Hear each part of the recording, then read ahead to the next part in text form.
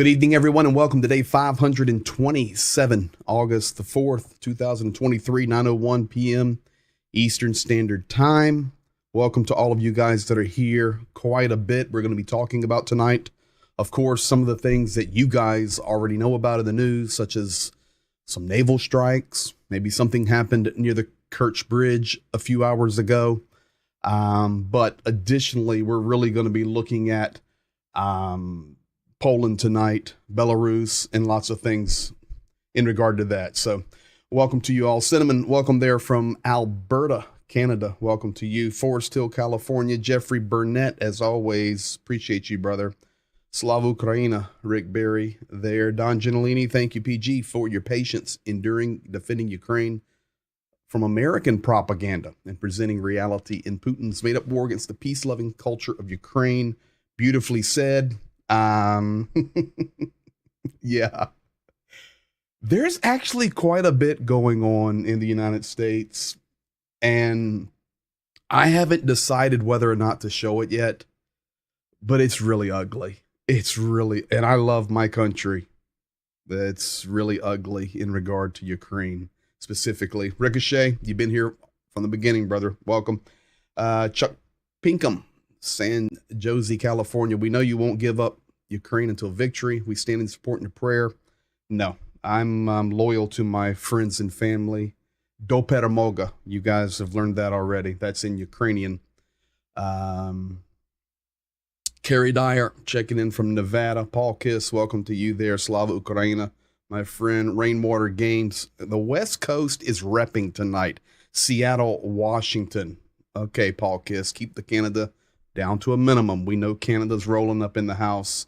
Larry and Deborah, Slava Ukraina. Yeah, we have lots of Canadians, and we're very thankful and welcome to all of you. So, guys, let's jump into it. Thank you for being here. Thank you for liking, sharing, subscribing, hitting the bell, donating, Patreon, all of it.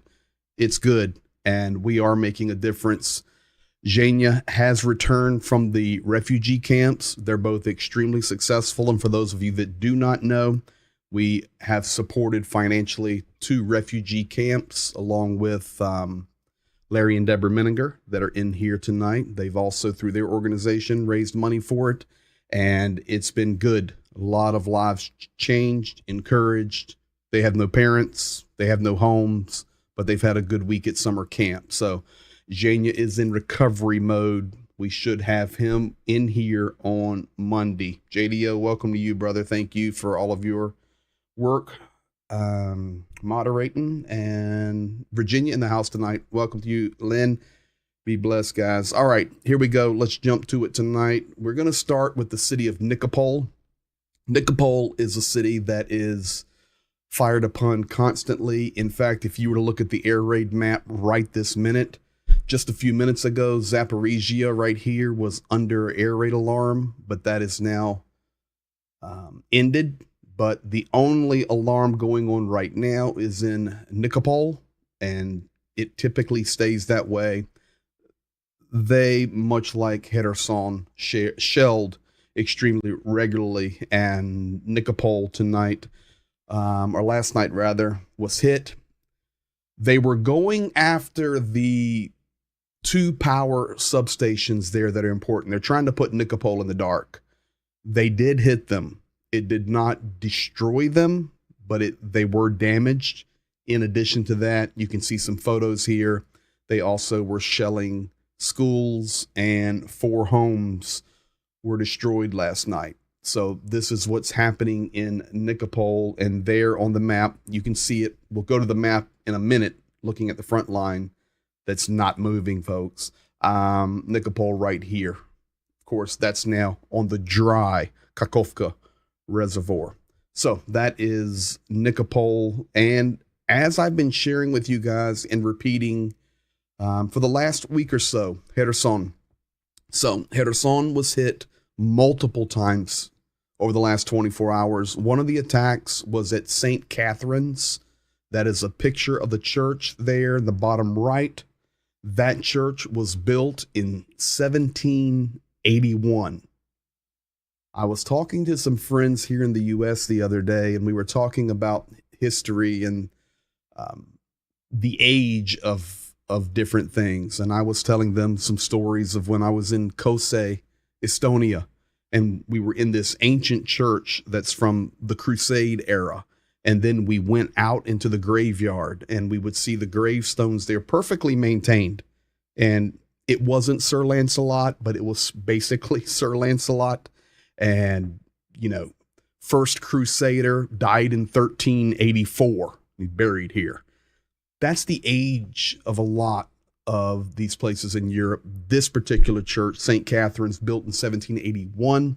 They operate a food kitchen there. I've driven by that church many, many times there in Kherson. It's very famous, very well known.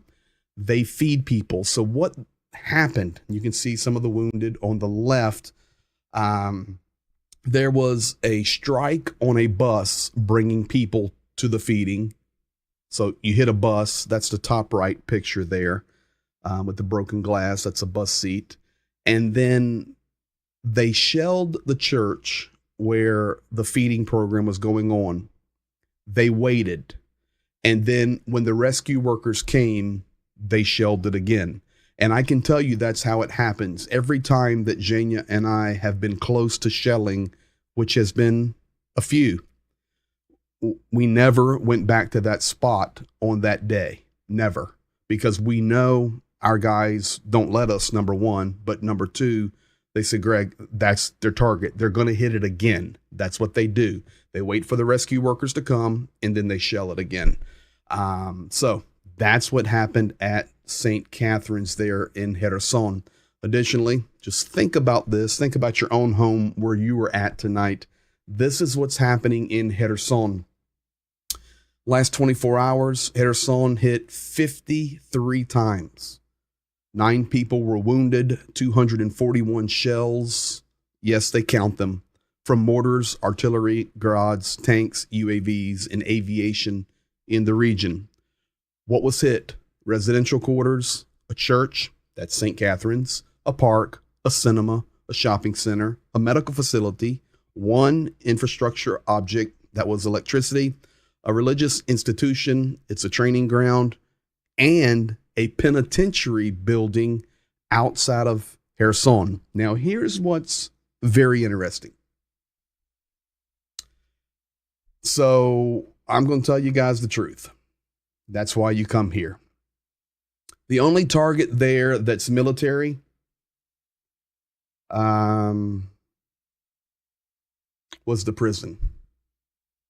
So it's gone now. They've left. But let me do this right here. I'm not going to show you anything that's not public knowledge ever or endangerment. But here you go. This is Kherson. I'm going to show you exactly. It's all through the city here that's being hit. You may be here tonight and go, okay, how big is this city? Okay, when it's typical, it's 260,000 people, but it's always over 300,000 people because it's a port city. It's a shipbuilding. It's also a gateway to Crimea. So there's always tons of visitors in Kherson. Of course, Antonivka here is the Antonivka Bridge. But if you leave Kherson, and this is what we do, we stay down here right on the river. There is a reason for that. And then we come out and we come past the Antonivka Bridge here. And we come on through this road, and all of this is shelled and destroyed, but we make our way through. We come all the way over, and you hit a side road here, and you come over to the Ingolets River. We come up to Darivka. In Darivka, we go north again, and we work all this Ingolets River giving aid. So you see all these villages here. Mikhailovka, Novotimofeevka, Alexandrivka, Fedorivka, Ingolets, all of these. But when you leave Darivka and you're coming along the river road, which we do, right here's the prison. So you can see the walls here. Huge prison complex right on the river. You can see the landscape, very kind of brown and arid and farming, but this is, you can see the towers here, big prison. And we travel right beside this prison. That's what was hit. I can tell you it's empty. The prisoners are gone. They've been gone. So why was it hit? I can also tell you Ukrainian soldiers are not there. They've never been there. It was too easy of a target. So I know for a fact no Ukrainian soldiers are there, but it's probably storage. So that was a legitimate military target. So it was storage. That's what happened there. So that's Kherson. Now, another picture. Just this is every day in the city of Kherson. Now, I'm going to give you some truth tonight. Why is that layered wrong? Well, you should see a helicopter there. The truth about Sumi, and to do that, I'm going to go back to the map because my helicopter image is goofy. And we're going to come up to Sumi, which is way at the north of Ukraine, over here. And you can see Sumi right here. This yellow line there is the Russian border. In fact, Sumi's got the longest Russian border. If you guys remember, about a month ago, Ukraine told the citizens of Ukraine that are located along the Sumi border to leave. They were talking about the forced evacuation. I go to this image now, and we're basically talking about, this is the Sumi Oblast. So from this line, I marked it before the stream, this entire border here, all the way down to the east of Akturka, that's the Sumi border. Then you have the Kharkiv border. So right there, that's Sumi. They told the Ukrainians, get out. And some did, but they wouldn't force it. Well, now the truth is coming clear why Ukraine was telling them to do that. I'll go back to this image for a moment. My truth is messed up there, but there's the attack chopper behind it. This entire region right here is being used for helicopter pilot training. And if I go to, let's see here, to this and go to here. Let me do this. So I like this map right here, Institute Study of War. If we go to this, you can see the Russian formations. This is up here in the north. We come over here to, there's Akturka and the Sumi border here. If you look in this entire border here, you see how reinforced it is with Russian military. And it's not the front lines. It's just the Sumi border there. But a lot of training is happening at this border. And these helicopter pilots that are being trained are actually firing on Ukrainian targets. So this border, very active. The choppers, they're not coming into Ukrainian airspace, but they're coming up to the border. The guys are learning, they're training, they're being trained how to fire, to hit targets. So they are randomly shooting onto Ukrainian sovereign territory. They don't care what they're aiming at, what they're hitting. So the truth is, this is why a month ago, Ukraine was telling their citizens, you need to back off that Sumi border. That's what actually is happening there in Sumi. Now, Danilov came out today and he stated that our counteroffensive, and I'm quoting here, is not slow. He said it is fast as we can move due to the enemy fortifications and mines. Danilov, that's his picture in the bottom right. A couple pictures of some Ukrainian heroes there. What's interesting here is,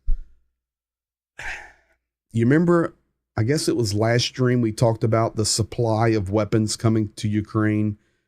Even though they're coming, they were just slow. And I showed you the maps from the Washington Post that allowed the fortifications to be manufactured over the 7 months of delayed of weapons coming for the counteroffensive. So those fortifications came. We talked the other night about the layers of mines. Some of these soldiers are saying that within 1 square meter, as they're trying to take ground, it's 4 or 5 mines. It's very, very slow. Danilov also stated this on the same day that the information came out from Zelensky's office. Kyiv has received only 10 of the 110 Leopard tanks promised by German Chancellor Olaf Scholz to Vladimir Zelensky back in May. Now, these arrivals are delayed. It's kind of like the Abrams from the U.S. They were going to get, and I know our military guys will get me straight, but it was the M1A2s. And then the United States said, no, we're not sending the second version. We're going to send you the first version because the second version has some technology in it that we don't want in the hands of our enemies if they were to get them. The M1s are easy. The M1A1s are easier to be trained on, easier to learn, and it will not take as much time so that we can get them to the front for you. So I understand that, but the same thing here happening with the Leopards.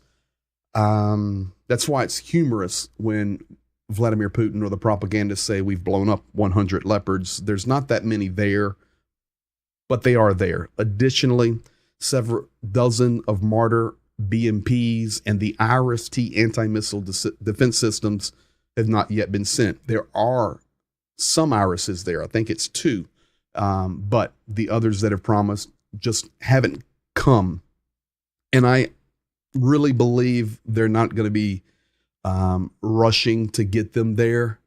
These little nuances on the borders with Poland, the things that are happening down toward Romania, the saber rattling that's jumping back up with China and Taiwan, the coups that are happening in Africa, the instability in the Middle East, causing these nations such as the United States and European nations say, I know we're promising this, but we've got to make sure. So I don't see that coming anytime fast. The front line's not moving. It's just not. A few kilometers is nothing. It's nothing. In fact, if we go here, I'll just wrap you around. Just take a look. Here's the northeastern border to the right of Kharkiv. I'm just moving it back 4 or 5 days. The only movement on that entire thing is a little push here from the Russian forces. Here is outside Lysychansk. I'll back it up 5 days. We saw right here. This is good. A little bit of Ukrainian work here. It was a gray zone that went blue, but we come down Siversk. If anything, it's right here toward Bilogorivka. It's a Russian push. We come down toward Bakhmut. This is our best push other than below Novaya Vasilka. You see that green and blue there where Russia had pushed out underneath the Ivanivsky road that comes into Ivanivsky from Konstantinivka. Ukraine, awesome. Pushed that back, which is wonderful, holding the highlands, but we don't have Bakhmut, and not going to happen anytime soon. Additionally, down here in Avdiivka, a little bit of the liberation we were talking about, but there's been bounce back. This is where Ukraine was pushing the other day, and you see a bounce back and a bounce back. Look. Russia pushes, Ukraine pushes.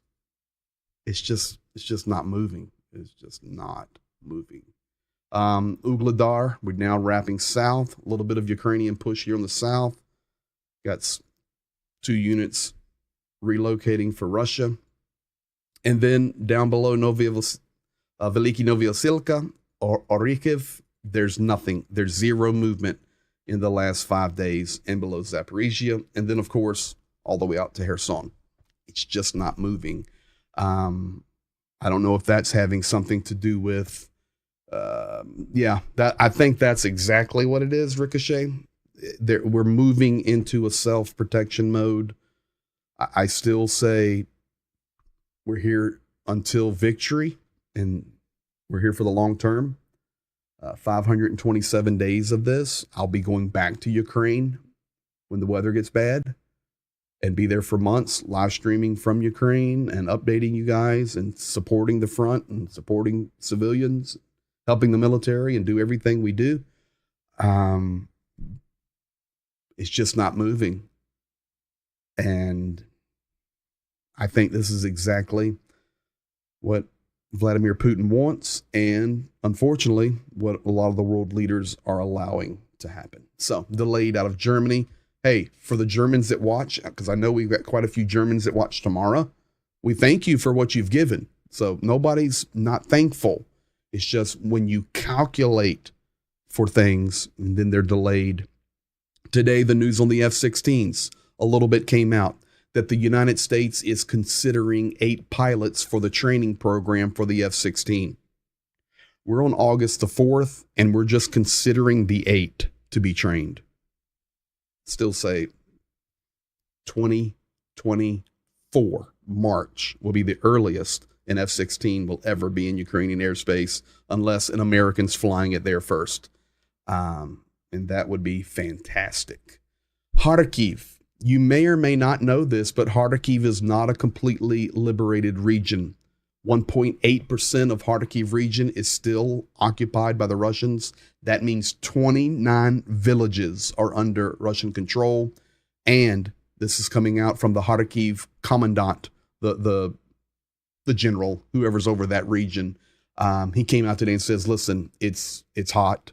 Berdyansk and Liman. So both sides fighting. It's just a lot of devastating death, but the lines aren't moving. So he reminded the world 1.8%. Ukraine does not control all of the Kharkiv region. 2% of it, basically 29 villages. Now, something interesting I want to show you.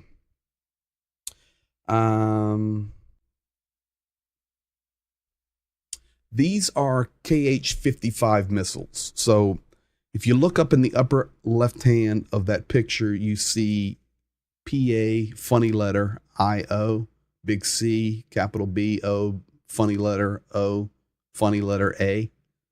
That actually says Radio Svoboda, which means radio freedom. Great media there in Ukraine. They've been doing an in-depth dive on the Kh-55s and other equipment that's being used against Ukraine for months. They've now validated that at least 10 of the Kh-55 missiles that have been fired at Ukraine are Ukrainian. They are part of what Ukraine gave Russia in 1999 to pay off a gas debt. In 1999, Ukraine made a huge blunder. This has nothing to do with the Minsk or Budapest Memorandum, nothing. This was a 1999 deal. I was working all in Ukraine in 99.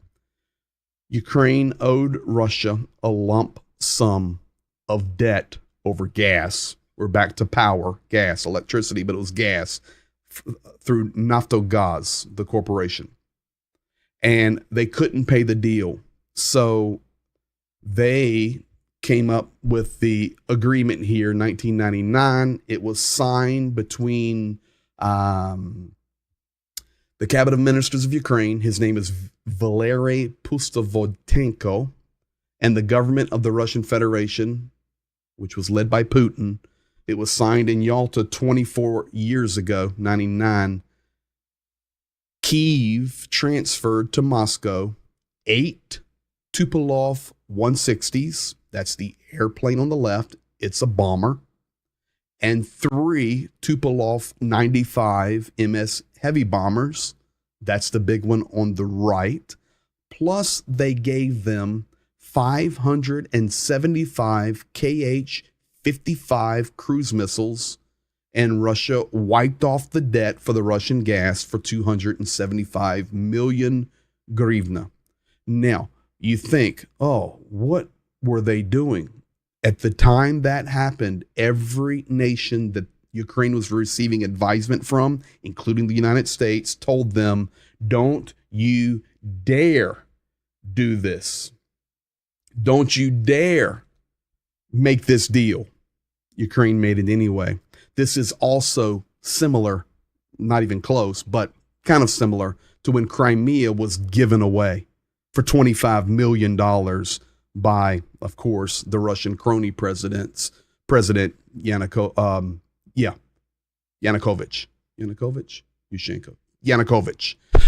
So that's what happened there. So you think about it. These planes that Ukraine gave up are now being used against them. Here, they've taken some of the serial numbers off of the missiles that have hit the ground. They've done a comparison of the numbers and the serial numbers recorded from when Ukraine gave the missiles in 1999. Those missiles, it's not all, but they validated that 10 of them have been fired back at Ukraine. So there's the agreement. There's some of the serial numbers. Radio Svoboda. Here is a picture of the KH-55s. Of course, there's the big bomber behind it. And it's sad. Now, I can confirm to you tonight, I know you've seen this on your news. I've got a little video of it for you as well. The Olenogorski Kononyak. That would be an amphibious ship. And I'll tell you, this is what's interesting, was hit by a Ukrainian aquatic naval drone. Basically looks like a Sea-Doo going through the water. I don't know how it hit. I mean, what kind of defense? I don't get it. I just don't get it. It's like they want to be hit. I just don't get it. But now, what's interesting is where this ship was. I mean, this is super interesting. Let's go here. Let's come back out. So here's Ukraine. You guys may be thinking, okay, well, the ship was like right here, maybe in Crimea, or maybe down here near Sevastopol, or maybe Yalta. Oh, but Greg, you told us now that they're using this area here, Feodosia and Orjdonikidski, these ports back here for their, so maybe it was back here. They're putting their Navy ships back here. No, this ship was not anywhere here. This ship was actually mainland Russia, port city, Novorossiya, right here. This is a huge city right here on this Novorossiysk port. It's a little bay. The ship was here, and it was hit and towed in. This is a major naval base here. This is also much like, where would it be? For example, I grew up in Norfolk, Virginia. Norfolk, Virginia, we have lots of ships there that are like historical markers. You can go to the naval base and tour the ships. I think we've got Navy ships in Hawaii. The Arizona? Y'all correct me if I'm wrong, but you can go and tour it. This is what this place is like. It's a naval and port headquarters. In fact, here they have one of their famous ships on task where you can look at it. So this is the Mikhail. How did I get there? Exit that one. I want to jump right on the street. Where'd the ship go? Oh, right here. Okay, the cruiser. I think I can put it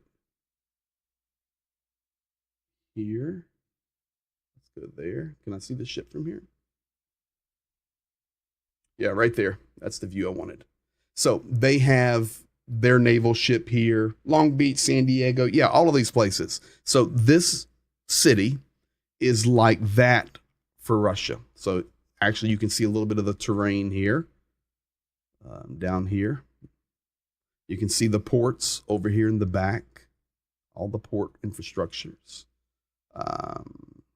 This Morskoy Vokzal, that is a sea station for catching boats. That's what that translates to mean. And then, of course, you can see here beautiful Novorossiysk. I mean, these are beautiful places. But this very important place here, let me pull out because I'm going to need to get out of there in a minute. So this is where it was hit in the surface USV. Thank you there, Ricochet. He takes care of me. So here is actually some video of it hitting. This is all confirmed. I mean, there you can see Novorossiysk in the background. I know it looks like a surfboard, but it's the drone.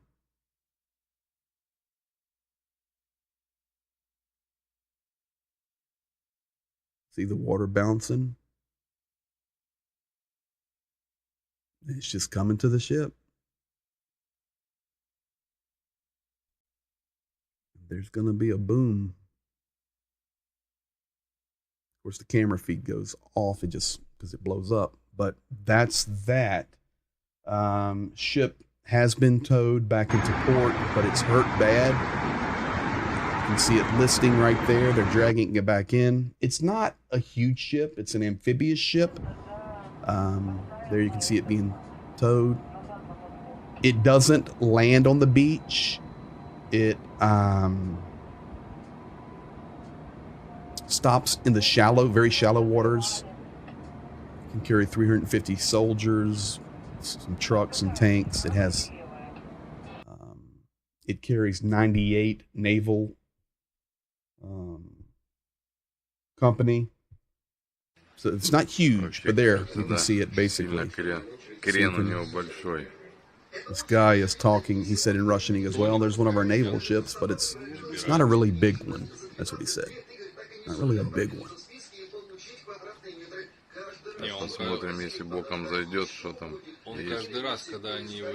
Every time they get damaged, they bring them here. That's what he said. Now look in the background there. You can see all of these beautiful condominiums, and it's a really, really nice place. I just don't understand. So, Ricochet knowing that's their longer range USV with larger explosive payload, 1,000 pounds explosive. You know, but just what's interesting is what's the range? I don't know. Being able to control those jokers. I mean, this is all occupied Crimea, and they hit way down here. So, I mean, it's good. We're happy about that. So that's the update on that. Now, Kerch. So you've maybe seen some stuff that the Kerch was hit again. The Kerch was not hit again, but a tanker ship that was near the Kerch was struck by another one of those drones that you just saw there. They call them drones, whatever. What did you call it? Starlink control, okay. USVs. So a tanker ship was hit with a USV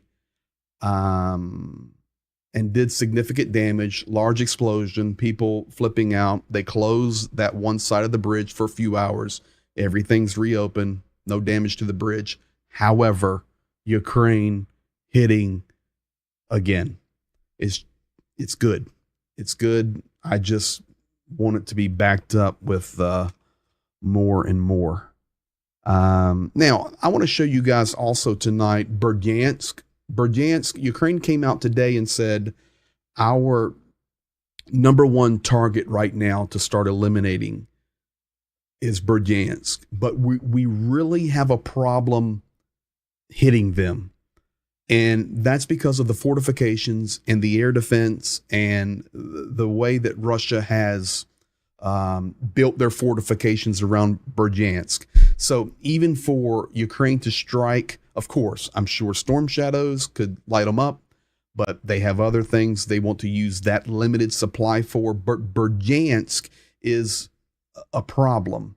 So I want to show you guys Berdyansk because we've never talked about this city. It's very, very important city. Berdyansk is located between Mariupol and the Crimean Bridge, between Mariupol and Melitopol, and it's right here on this seaport.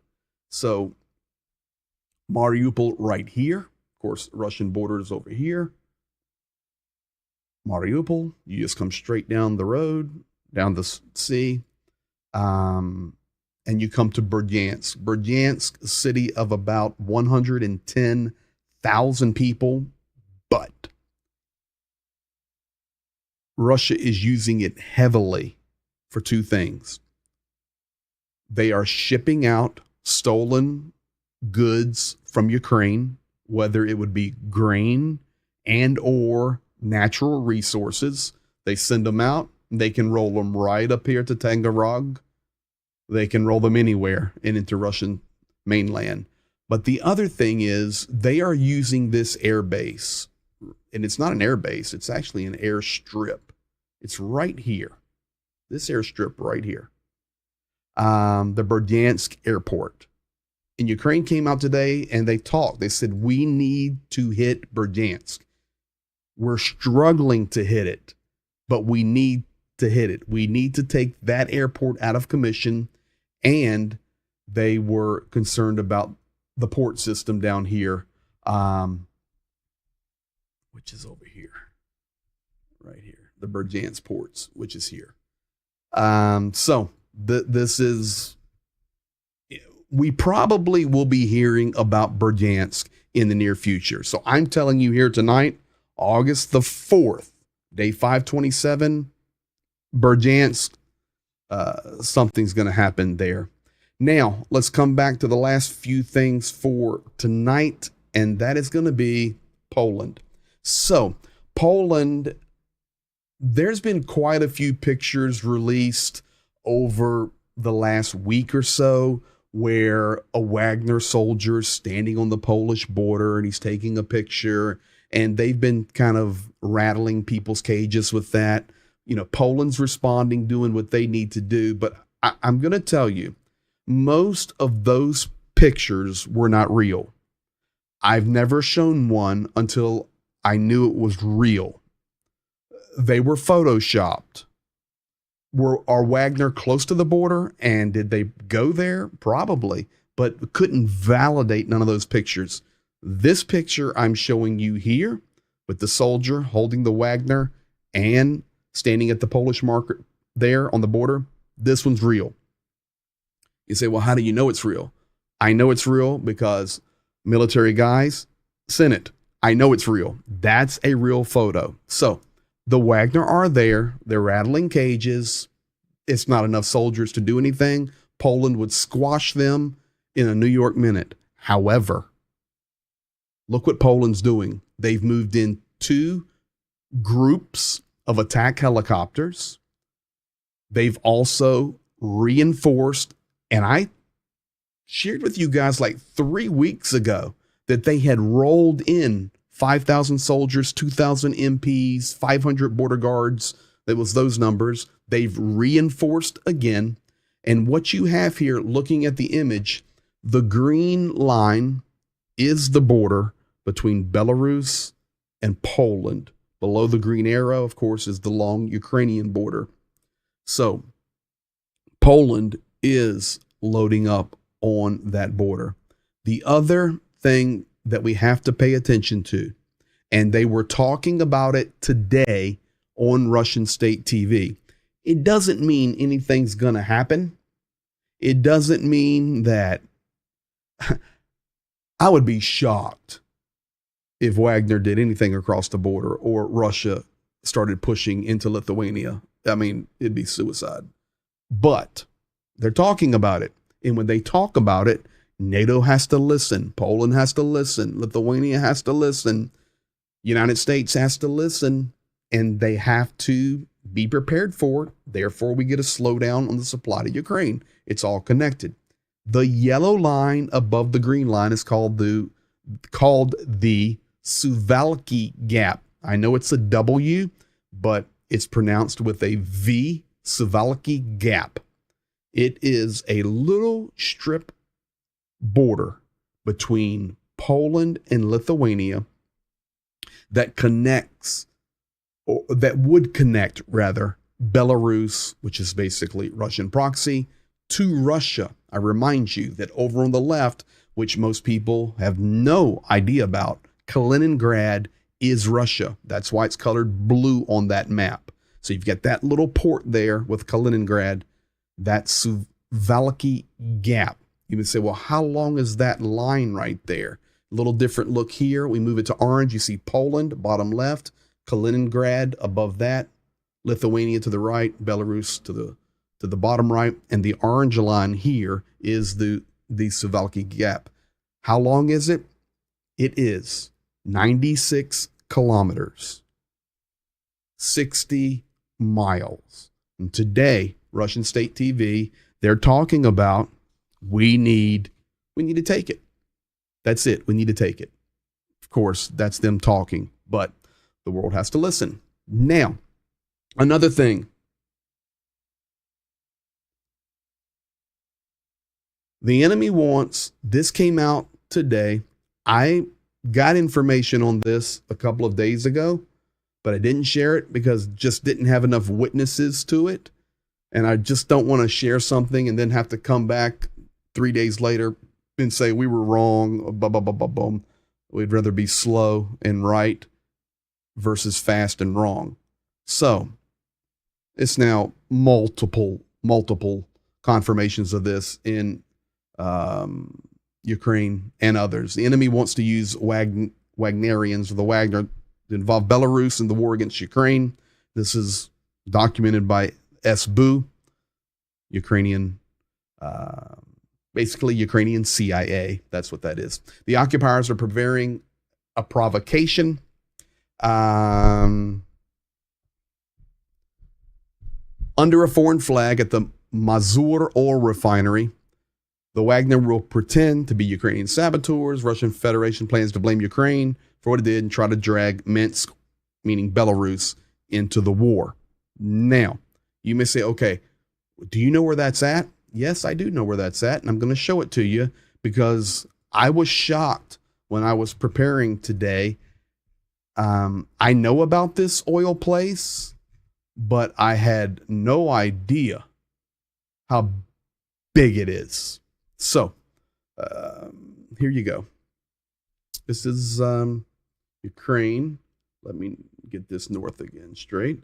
And then the border with Belarus. So if you come straight up from Kyiv, and then you come a little bit west, you'll run straight into Mazur, right here. So this is the place where they're talking about creating a false flag. Of course, that makes complete logical sense, because then it's the same place Russia pushed earlier down through Chernobyl, which would be here, and tried to get into Kyiv, and then, of course, Chernihiv. So the oil field, the oil facility, rather, I'm telling you right now, she's a big one. It's right here.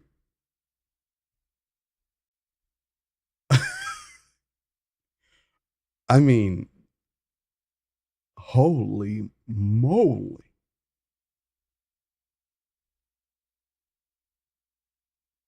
We're talking about a massive complex here. So this is where they're saying that is going to happen. So if it happens, you heard it here. But enough witnesses now are saying what Ricochet say here. Repeat of the Battle of Konoko Fields coming to Poland by Wagner. Yeah. You know, more and more, guys, I believe something actually is going to happen. I don't think there's going to be any invasion of across the Polish border or even the Lithuanian border, anything at the gap. But there's definitely going to be some mess going on, much like the mess we're seeing in Africa right now. That's definitely Russia. Definitely Russia. So now, last thing, I want to make sure everybody understands this. Poland, a lot in the news today and tonight. Poland reiterates once again that they are banning the import of Ukrainian grain. And you may see that on a headline somewhere and not understand it, but I want you to understand it. So Ukraine has all this grain. Well, not now, but typically. And typically they're exporting it out through the Black Sea. That's no longer possible. We've got the grain deal dead and Russia destroying the ports. Ukraine also can export their grain via rail or via truck. But that's about it. You see, the only way they can really go is west. And let me do this. Let's go here. And they can come south into Romania. It's not happening in Hungary. Hungary's not accepting it. Slovakia and Poland. So what has happened? Poland and other EU nations have said, we will transport the grain. We will help export the grain to Africa and foreign nations and fulfill Ukrainian contracts. You can utilize our transport, our roads, our systems, but we will not import Ukrainian grain to help offset and send the money to Ukraine. We can't do that because if we do that, we're destroying our own farming infrastructure.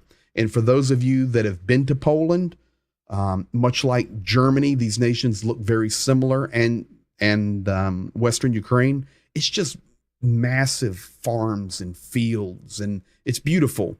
But Poland's saying, we're not going to purchase Ukrainian grain.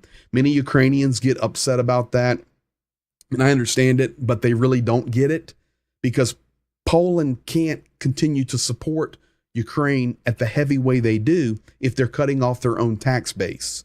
It's logical. And this is exactly what Putin wants. He wants economic chaos.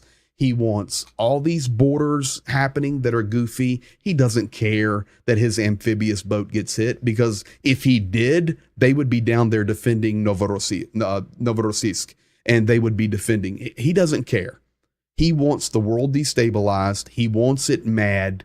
He wants chaos to ensue, and he loves it. So this is what we have. But please don't misunderstand Poland. If you see the headline and you go, I thought Poland's Ukraine's best buddy. They are, but they can't buy the grain. They've got to take care of their own farmers as well. So that's where they're at. Yes, go ahead and get technical. It will impact their GDP. They're forced to buy the grains. Exports in 2021, Poland exported 1.17 billion in wheat, 13th largest exporter of wheat in the world. Exactly. They have to be able to continue their tax base. And if you want one more piece of news tonight that I did not give a slide on, and that is this. Ukraine, you think about this for a minute, has lost, and they came out with these numbers either last night or today. And I was reading on them. I said, well, I won't share that, but if it comes up, I'll tell it. They've lost $2 billion in tax base due to people leaving the country and leaving because they have to. Refugees, homes are destroyed. They've went to other nations. It's why Ukraine is really calling for those that it is possible, please come home. You need to work from here. You need to support our tax base so we can continue to fight this war and defend our homeland and liberate our homeland. So we have a really big economic deal going on. And then, folks, just extrapolate on top of that. You see what is happening with BRICS and this global digital currency that's going on with relationships between China and Russia and Brazil. And today they approved many, many more nations to come in. I can actually tell you that I've got it right here. UAE, United Arab Emirates, now are members of BRICS. Saudi Arabia, Venezuela, Iran, Argentina, Indonesia, Bahrain, Mexico, Nigeria, Algeria, and Egypt are now members of BRICS. You're talking serious global issues that are going to reverberate through the economic world. So that's what's happening. You have the instability of America. Fitch just downgraded. Sorry to go deep on you tonight, but Fitch just downgraded the U.S. from AAA. And it's just, this is what's happening. And I'm here to tell you, this is exactly what Vladimir Putin wants. So thank you guys for being here. That's where we're at. I will check the air raid one more time for you and for me. Oh. So when we started, all was quiet. Now Donetsk is red. And you say, well, why is Donetsk red? I thought that's Russia. Well, only 50% of it. It'll be this line here. This would be Slavyansk and Kramatorsk. It will be Pokrovsk and Pavlograd. That's these areas here. And then Zaporizhia is actually under missile alert.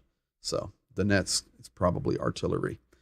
But that's where we're at right now. So thank you guys. As always, you are much appreciated. Thank you for all that you do. JDO up on the insight. It will be interesting to see the details on the BRICS new currency, 22nd of August. Yeah, Jeffrey Burnett, thank you for the updates. Thank you, sir. DG, Don Gentilini, thank you, sir. Appreciate it. Yeah, it's very complex. I walked downstairs Wednesday night after the stream, and my wife looked at me and she goes, okay, you really know Ukraine. I said, yeah, I know Ukraine. I mean, not only from all the work there, but when you've been doing this every day for 527 days, you better know a little something. So that's where we're at. Guys, thank you for being here. Look to getting Zhenya back in here on Monday. If anything unfolds before then, we'll go live. If not, we'll see you on Monday. See you in Patreon. Thank you guys. You guys have a great weekend. Thank you for standing with Ukraine. Do peremoga until victory. Have a good night.